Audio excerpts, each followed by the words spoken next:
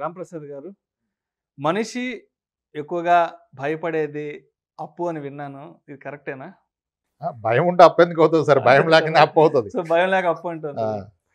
అయితే చాలామంది ఆ రోజుకి ఆ రోజు వాళ్ళకి ఉన్న అవసరాల కోసమో, లేదంటే వాళ్ళు ఉన్న ఆ బలహీన క్షణంలోనో తెలిసిన వాళ్ళ దగ్గర నుంచో, బంధువుల దగ్గర నుంచో, ఎదురింటి వాళ్ళ దగ్గర నుంచో, పక్కింటి వాళ్ళ దగ్గర నుంచో, లేదంటే బ్యాంకుల నుంచో ఆ రోజుకి ఆ రోజు వాళ్ళ అవసరాలను తీర్చుకోవడానికి అప్పులు చేసేస్తుంటారు. ఆ తర్వాత మళ్ళా ఆ అప్పుల్ని తీర్చడానికి ఇంకో 10 మంది దగ్గర అప్పులు చేస్తుంటారు. అసలు ఈ అప్పుల బాధల నుంచి ఏ విధంగా తప్పించుకోవాలంటారు చెప్పండి ఫస్ట్? తాకట్టులో ఉన్న బంగారాన్ని విడిపించి ఆ రోజు ఆన్లైన్ రేటుకే మేము కొంటాం. Sharma gold company. సార్ అప్పు అదొక నిప్పు లాంటిది. అప్పు నిప్పు. అది పెరుగుతూ పోద్ది. ప్రాసెస్ చాలా బాగుంది. నిప్పు, అప్పే నిప్పు, నిప్పే ముప్పు, ముప్పు. పట్టుకుంటే కాలిపోవడమే. సో అలా అని అప్పేం బ్యాడ్ కాదండి. అప్పు లేని వాళ్ళు చాలా తక్కువ మంది ఉంటారు. ఓకే, అప్పేం తప్పు కాదు, కానీ ఆ అప్పుని ఏ స్థాయి వరకు చేస్తున్నారు? స్థాయి మించిన అప్పు అని ఎప్పుడు తెలుస్తుంది అంటే, అప్పు తీర్చడానికి ఇంకొక అప్పు చేశారనుకోండి, then you are in trouble. అప్పు తీర్చడానికి ఇంకొక అప్పు, ఇంకా అది పెద్ద తప్పు. అక్కడ అది దట్ ఈస్ ఇండికేషన్. ఇంకా అది ఇంకో పెద్ద తప్పు. అది తప్పే, కానీ ఇంకా ఆప్షన్ ఉండదు కదా. That is indication. మీరు రెడ్ జోన్లోకి వచ్చారని చెప్పేస్తుంది. అది ఇంకా చాలా మంచి ప్రాసెస్ ఉపయోగిస్తున్నారు. అప్పు నిప్పు తప్పు. అలా కాదులేండి, విషయం అర్థం అవ్వాలంతే. ఇప్పుడు అప్పుల్లో మంచి చెడ్డ అప్పులు ఉన్నా సార్ మాట్లాడాం, కానీ అప్పులు అనేది సర్వసహజం సార్. అందరికీ అప్పులు ఉంటాయి. చిన్న అప్పులు చేస్తేనేమో మీరు ఇబ్బంది పడతారు, పెద్ద పెద్ద అప్పులు చేస్తే ఇచ్చినోడు ఇబ్బంది పడతారు. కానీ ఈసారి వీళ్ళు ఎలా తీసుకుంటారని, ఇప్పుడు చిన్న అప్పులకే చాలా కుమిలిపోయి ఆరోగ్యం పాడు చేసుకుంటారు. ఓకే, అంటే ఆదాయం పెరుగుతున్న వరకు అప్పులున్నా మేనేజ్ అవుతుంది సార్. ఈ అప్పులు పెరిగి ఆదాయం తగ్గినప్పుడు, ఆదాయం సరిపడినప్పుడే అసలైన ప్రాబ్లం స్టార్ట్ అవుతుంది. అప్పులు తీర్చడానికి సరిపడా ఆదాయం మన దగ్గర లేనప్పుడు. సో అన్నిటికీ మూలం ఆదాయం సార్. ఆదాయం కనుక పెంచుకోగలిగితే అప్పులు ఇబ్బంది కాదు, కానీ చెప్పినంత సులువు కాదు ఆదాయాన్ని పెంచుకోవడం. అదే సులువు అయితే అప్పు ఎందుకు అవుతుంది? అప్పులు పెంచుకోవడం ఈజీ, కానీ ఆదాయం పెంచుకోవడం కష్టం. సో ఎప్పుడు కూడా ప్రిఫరబుల్లీ అప్పులు మొదటిగా బ్యాంకర్ నుంచే తీసుకోవాలి, బయట నుంచి తీసుకోకూడదు. అంటే శాలరీడ్ పీపుల్కి అది పాసిబుల్, అందరికీ పాసిబుల్ కాదు, సో అందరికీ వర్తించదు. శాలరీడ్ వ్యక్తి అయితే బ్యాంక్ నుంచే తీసుకోవాలి. ఎందుకంటే బ్యాంక్ కూడా చెప్తాడు ఇది నీ ఎలిజిబిలిటీ ఇంతకు మించి అవునని, అది యాక్చువల్ ఎలిజిబిలిటీ. కానీ మనకు తెలివి ఎక్కువ ఉండి ఆడు చెప్పినప్పుడు కూడా ఇంకో బ్యాంక్లో లాగేస్తాం, ఏదో ఒక విధంగా నాన్ బ్యాంకింగ్ ఫైనాన్స్ కంపెనీలోనూ ఏదో ఒక ఇన్స్టిట్యూట్లో లాగేస్తాం. అదే ఇండికేషన్ యాక్చువల్గా. బ్యాంకర్ మీకు ఎంతవరకు హ్యాపీగా చేస్తున్నా అంతవరకు మీ ఎలిజిబిలిటీ, మీరు మేనేజ్ చేయగలరు. దాని బియాండ్ వెళ్ళినప్పుడే ప్రాబ్లం. ఓకే, అవసరాలకు అప్పులు చేస్తున్నారా, అత్యవసరాలకు చేస్తున్నారా, లేకపోతే ఇంకా లగ్జరీస్ గురించి చేస్తున్నారా అనేది విషయం. చేయొచ్చు, కానీ మీకు రీపేయింగ్ కెపాసిటీ ఉండాలి. అది లేనప్పుడు ఏం చేయాలి? లేనప్పుడు ఏం చేయాలంటే ఎక్కువగా మోటివేషనల్ స్పీచ్లు వింటారు. ధైర్యంగా ఉండాలి, అది ఉండాలి, ఇది ఉండాలి, లేదంటే కాదు మసాలా దినుసులు పాకెట్లో పెట్టుకోవాలి, బిర్యానీ మసాలా పెట్టుకోండి, ఇవి కాదు.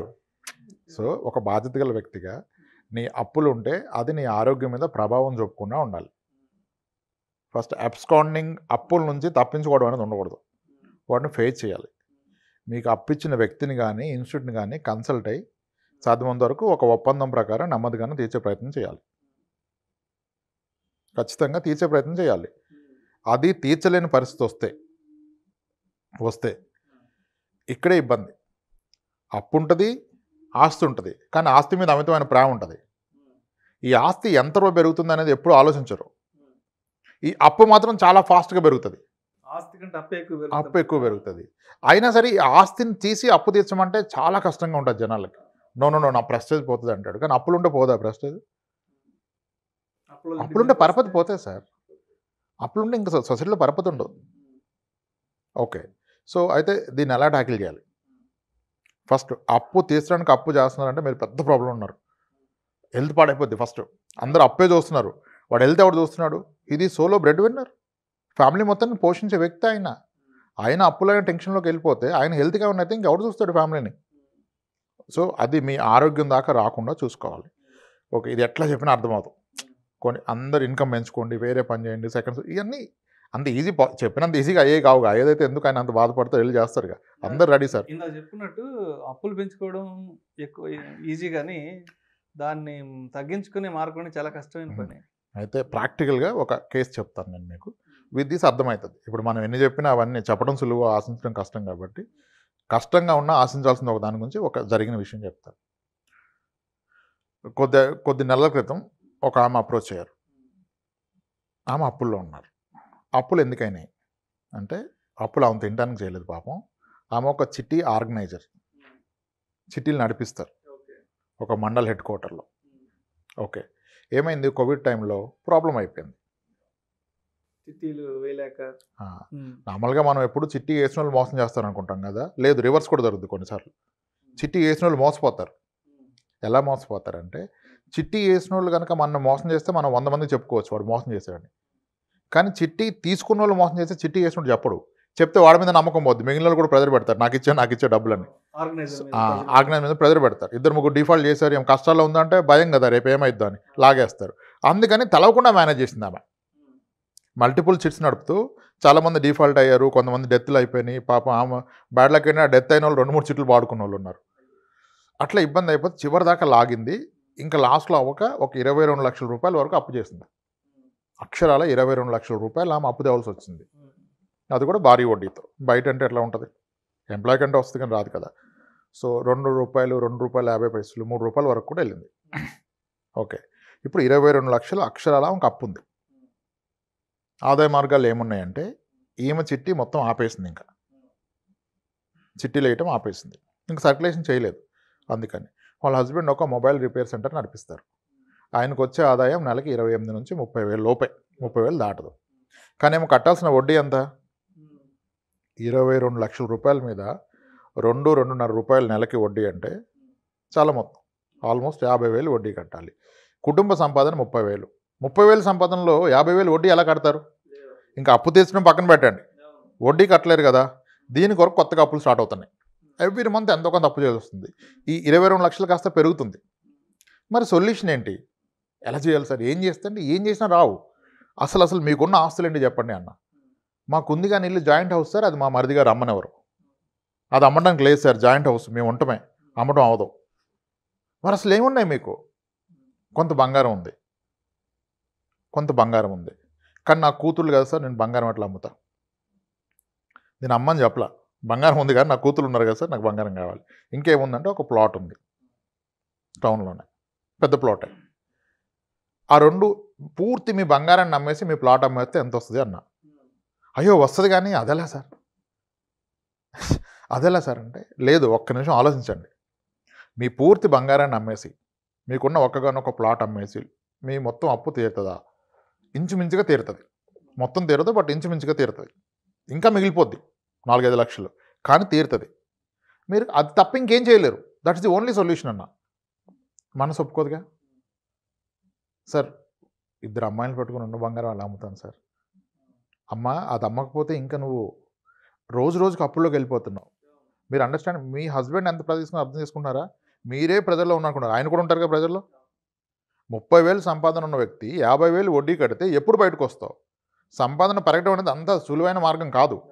నువ్వు టెన్షన్ ఫ్రీగా ఉండి అప్పు లేకుండా ఉంటే సంపాదన పెరుగుద్దేమో, అప్పులో ఉన్న వాళ్ళకి సంపాదన పెరగదు. ఫస్ట్ ఆఫ్ ఆల్ నువ్వు ప్రెజర్లో ఉంటావు కదా, పూర్తిగా మనసు దేని మీద పెట్టలేరు కదా, పెరగదు. ఫస్ట్ ఏంటంటే, అప్పు ఉంటే మీరు నెగిటివ్లో ఉన్నట్టు. వీలు పడితే ముందు జీరోకి వచ్చేయండి. అప్పు ఉన్నోళ్ళు ఆస్తులు ఉంచుకోండి, అర్హులు కాదు సార్. సొసైటీలో ప్రెస్టేజ్, నాకు ఇది ఉండాలి, అప్పులు ఉంటే వడ్డీ కడతాను, అయినా నా ఆస్తి కావాలి అంటే తప్పండి అది. మీరు అవసరమైతే మొత్తం అమ్మి జీరో చేయండి. You start your journey from zero. వాళ్ళ నెలవారీ ఖర్చులు 18,000, 30,000 ఆ షాప్ ఆయన నడుపుతున్నారు కదా, హ్యాపీగా బ్రతకొచ్చు జీరోలో ఉన్నా. నెమ్మదిగా ప్లాన్ చేసుకోండి, మళ్ళీ కూడబెట్టుకోండి, కొనుక్కోండి. కానీ మీరు ఈ రోజు కాకపోయినా ఒకరోజు యువర్ ఫోర్స్ టు సెల్, ఈ 2 అమ్మాల్సి వస్తుంది. కానీ అప్పుడు అప్పు మొత్తం తీరదు మీది. ఎందుకంటే మీరు కొత్తగా అప్పు చేస్తున్నారే ఎవ్రీ మంత్. 1 ఇయర్ పోతే మీ అప్పు 22 లక్షలు ఆల్రెడీ 24-25కి వచ్చింది కొత్త అప్పుల వలన. ఇంకొక 1 ఇయర్ పోతే 30 లక్షలు ఉంటుంది. 30 లక్షల మీద వడ్డీ 70,000 అవుద్ది. మీ సంపాదన 30,000 ఉంటుంది. 30,000 సంపాదనతో 70,000 వడ్డీ ఎలా కడతారు మీరు? కట్టలేరు. Not possible at all. దేవుడు ఏమన్నా చేయాలి, ఇవన్నీ అయ్యే మాటలు కాదు. ఇంకేమన్నా కష్టపడతాను నేను, శారీ బిజినెస్ చేస్తా అంటారు ఆమె. చేస్తే అవుద్దా సార్ అంటే, దానికి డబ్బులు ఎక్కడి, మళ్ళీ అప్పే. ముందు అది వర్కౌట్ అవుతుందని ఎవరు చెప్పారు మీకు? అదే సార్ చూస్తున్న వీడియోలు అవుతుంది అనుకుంటే అవతల చెప్పినంత సులువుగా అవ్వ పనులు. సులువుగా అయ్యే పని ఒకటే, నీ చేతిలో ఉన్న ఆస్తి అమ్ముకొని అప్పు తీర్చి జీరోలో జర్నీ స్టార్ట్ చేయండి. ఎవరైనా అప్పులకు ఒకటే సొల్యూషన్. లేదా అప్పులున్న అప్పులన్నీ అంటే సింపుల్గా చెప్పేది అంటే ఫైనాన్షియల్గా చెప్పాలంటే అప్పులను లిస్ట్ అవుట్ చేసుకోండి. ఎక్కువ వడ్డీ ఉన్నాయి ముందు చేసేయండి. అసలు డబ్బులు ఎక్కడ ఎక్కువ ఉన్నా తక్కువ ఉన్నా తీర్చడానికి లేనప్పుడు ఇది. లేదంటే డెట్ రీకన్సల్టేషన్ చేసుకోవాలి. అంటే ఇప్పుడు ఒక వ్యక్తి నిజంగా ప్రైవేట్ సెక్టర్లో పనిచేస్తూ ఓకే బయట లోన్స్ ఉన్నాయి, హోమ్ లోన్ ఉంది, పర్సనల్ లోన్స్ ఉన్నాయి. ఇలా ఉన్నప్పుడు ఆయనకు ఒక వెసులుబాటు ఏంటంటే బయట లోన్స్ కనపడవు కనుక అవకాశం ఉంటే మీ హోమ్ లోన్ మీద టాపప్ తీసుకోండి. ఆ టాపప్తో పర్సనల్ లోన్కి వచ్చేయండి. అంటే మీ మంత్లీ బడ్డెని తగ్గించుకోండి, అప్పేం తగ్గదు. ఇప్పుడు ఆల్రెడీ హోమ్ లోన్ నడుస్తుంది, ఒక 40 లక్షలు లోన్ తీసుకున్నారు, ఒక 35,000 ఈఎంఐ కడుతున్నారు. ఈయనకి ఇది కాకుండా బయట ఒక 15 లక్షలు అప్పు ఉంది, అది ₹2 వడ్డీకి ఉంది. ఊర్లో ఎవరికి ఇప్పించాడు, షూరిటీ ఇచ్చి మిస్ఫైర్ అయింది కదా, అది ఈయనప్పే. మీరు షూరిటీ ఇచ్చి వాడు కట్టకపోతే మీ అప్పే. అలా ఉన్న అప్పులో ఉంటారన్నమాట. ఆ 15 లక్షలు నేను ఎందుకు కడతాను సార్, వాడిది కదా సార్, నేను వడ్డీ కడుతున్నా, వాడు ఇచ్చినప్పుడు అంటే వాడు ఎవడు ఇంకా. అప్పుడు ఏం చేయాలి, నువ్వు 15 లక్షలు ఇప్పించి 30,000 వడ్డీ కడుతున్నావు కదా, కట్టకు. ఈ హోమ్ లోన్ మీద 15 లక్షలు 20 లక్షలు టాపప్ లోన్ తీసుకో. ఎందుకు, హోమ్ లోన్ అనేది నీకు 15 years ఇస్తారు. 9% టాపప్ లోన్, ఎడిషన్ లోన్ 9% వడ్డీ వేసుకున్న లక్షకి ₹1000 పడుతుంది నెలకి. ఓకే. సో 15 లక్షలు తీసుకుంటే 15,000 వస్తుంది. సో మీ బడ్డెన్ తగ్గుతుందిగా. అక్కడ 30,000 వడ్డీ కట్టే బదులు ఇక్కడ 15,000 అసలు ప్లస్ వడ్డీ కడతారు. అదొక పాయింట్, మీకు బడ్డెన్ తగ్గిపోతుంది. నెమ్మదిగా తీసుకుంటారు, ఈలోపు ఇన్కమ్ పెరుగుతుంది కదా. కానీ నేను ఇది లాంగ్ టర్మ్ పెట్టుకోను సార్ అంటారు అందరూ. అసలు సైకలాజికల్ లాంగ్ టర్మ్ పెట్టుకొని అంటే ప్రాబ్లం. లాంగ్ టర్మ్ ఉన్న ఈఎంఐ తక్కువ ఉంటే ప్రాబ్లం లేదు కదా. షార్ట్ టర్మ్ అంటే ఈఎంఐ ఎక్కువ, బడ్డెన్ ఎక్కువ ఉంటే ప్రాబ్లం. లాంగ్ టర్మ్లో ఇన్కమ్ పెరుగుతుంది, ఆదాయ మార్గాలు చూసుకోవచ్చు. సో అప్పులు ఎక్కువగా ఉన్నప్పుడు లిస్ట్ అవుట్ చేసుకొని ఎక్కువ వడ్డీ ముందు తీర్చాలి. చాలామంది తక్కువ అప్పు ఉన్నాయి ముందు అంటే బ్యాలెన్స్ తక్కువ పెండింగ్ ఉన్న తీద్దాం, అలా కాదు. తక్కువ ఎక్కువ అనేది వడ్డీ చూడాలి. 3 లక్షల అప్పు ఉంది, ఇది 6 ఉంది కదా, 6 లక్షలు కష్టం 2 లక్షలు ముందు తీర్చాను కాదు. వడ్డీ ఎక్కువ ఉన్నదాన్ని ముందు తీర్చండి. మీకు అవకాశం ఉంటే తక్కువ వడ్డీలో అప్పు తెచ్చి ఎక్కువ వడ్డీని తీర్చండి. తక్కువ వడ్డీకి అప్పు తీసుకుంటే తప్పలేదు. బట్ ఓవరాల్గా ఎప్పుడు కూడా మీ అప్పులు కట్టగా మీ దగ్గర కాస్త మనీ ఉండే విధంగా చూసుకోండి. ఇంకొక పెద్ద తప్పు, అప్పులు ఉండి కూడా నేను ఇన్వెస్ట్మెంట్స్ అంటే అది బుద్ధి తక్కువ పని. అప్పులు ఉన్నవాడు ఇన్వెస్ట్మెంట్స్కి అర్హుడు కాదు. అప్పులు ఉంటే ముందుగా చూసుకోవాల్సింది ఒక హెల్త్ ఇన్సూరెన్స్, టర్మ్ ఇన్సూరెన్స్, రెండే. అవే, ఇంకేమీ లేవు. హెల్త్ ఇన్సూరెన్స్ ఉందా, టర్మ్ ఇన్సూరెన్స్, ఇంకెటువంటి ఇన్వెస్ట్మెంట్ చేయకు. అన్నీ ఆపేసి ఉన్నది తీసి అప్పులు తీర్చుకో. ఎందుకంటే మనం పెడుతున్న ఇన్వెస్ట్మెంట్లన్నీ వచ్చే రిటర్న్స్ ఏమో 5%, 6%, మా అంటే 10%. ఈవెన్ మ్యూచువల్ ఫండ్ అయినా 10-12.